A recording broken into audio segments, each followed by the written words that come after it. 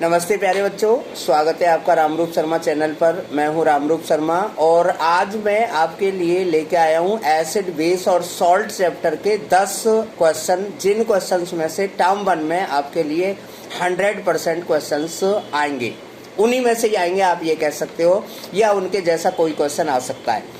Question number 1 जरूर note कर लें बच्चे। सबसे पहला जो क्वेश्चन बनता है एसिड बेस और सॉल्ट में, वो है कि जो लिटमस पेपर है उसका ओरिजिनल कलर क्या होता है। दूसरा क्वेश्चन हमारा बनता है कि फिनोल्फ्थीन और मिथाइल ऑरेंज में एसिड और बेस से क्या कलर चेंज हो जाते हैं, राइट। तीसरा जो क्वेश्चन है वो बनता है कि ओल्फैक्टरी इंडिकेटर का कोई एक एग्जाम्पल दे दीजिए।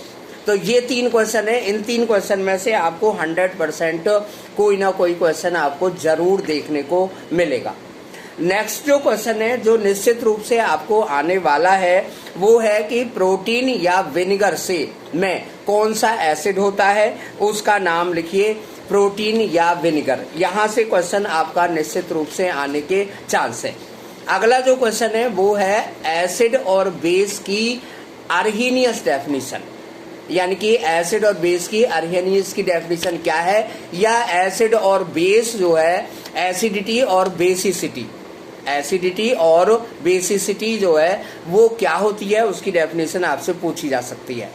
नेक्स्ट जो 5वां क्वेश्चन है वो पीएच वैल्यू से 100% आने वाला है कि जो पीएच वैल्यू है एसिड्स की और बेसिस की वो कहां से कहां तक वेरी करती है, और बेसिस की पीएच वैल्यू कहां से कहां तक वेरी करती है, और कंसंट्रेशन और पीएच वैल्यू में एक दूसरे में क्या रिलेशनशिप है। ये क्वेश्चन भी आपको निश्चित रूप से आने वाला है। एक क्वेश्चन आपको ये निश्चित आने वाला है कि ये कौन सा एसिड है जो मेटल से रिएक्शन नहीं करता है ना। और वो एसिड भी आपके 3 ही एसिड हैं, HCl, H2SO4, HNO3। तो इसका आंसर आपको पता ही होगा, HNO3 होता है। लेकिन ये जरूर याद रखना है कि उसकी जो दोस्ती है वो Mn और Mg से है, ठीक है ना। Mn और Mg के साथ में वो रिएक्शन कर देता है और हाइड्रोजन गैस भी बना लेता है, ठीक है ना।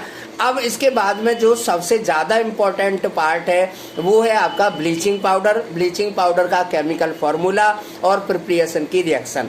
उसके बाद में है आपका plaster of Paris, plaster of Paris का केमिकल फॉर्मूला, जनरल नेम और उसकी केमिकल रिएक्शन, ठीक है ना। तो ये कुछ क्वेश्चंस मैंने आपको 10 क्वेश्चन बताने वाला था, जो क्वेश्चन आपको निश्चित रूप से एग्जाम में टर्म 1 में आपको आने ही आने हैं। और एक क्वेश्चन आपका छोटा सा न्यूमेरिकल जरूर आएगा कि अगर हमारे पास में 0.01 मोल हाइड्रोक्लोरिक एसिड है या सल्फ्यूरिक एसिड है तो उसकी पीएच वैल्यू आप बताइए।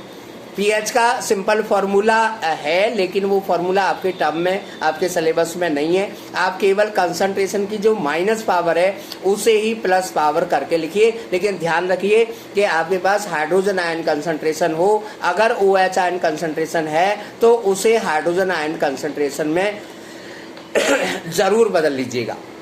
अब इसके साथ में जिस टॉपिक को आप लोग, हम लोग, सब लोग इग्नोर कर देते हैं, उस टॉपिक से क्वेश्चन निश्चित रूप से आता है, और वो टॉपिक है आपका NaCl और NaOH।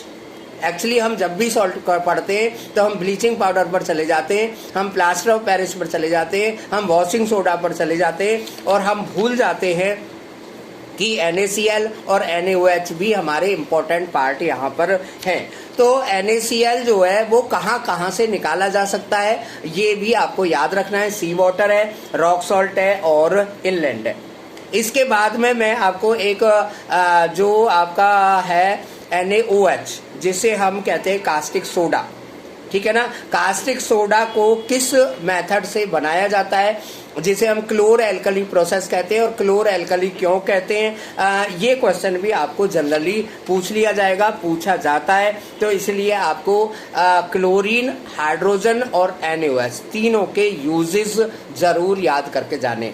तो ये रहे मेरे एसिड, बेस और सॉल्ट के 10 क्वेश्चन। इन क्वेश्चंस में से आपको निश्चित रूप से क्वेश्चन मिलेगा, ठीक है ना। इन्हें तैयार करके टर्म 1 के लिए जरूर जाएं। अगर आप कंपार्टमेंट की तैयारी कर रहे हैं तो वहां पर भी इससे क्वेश्चन आ सकता है। Thank you so much and all the very best. Take care yourself.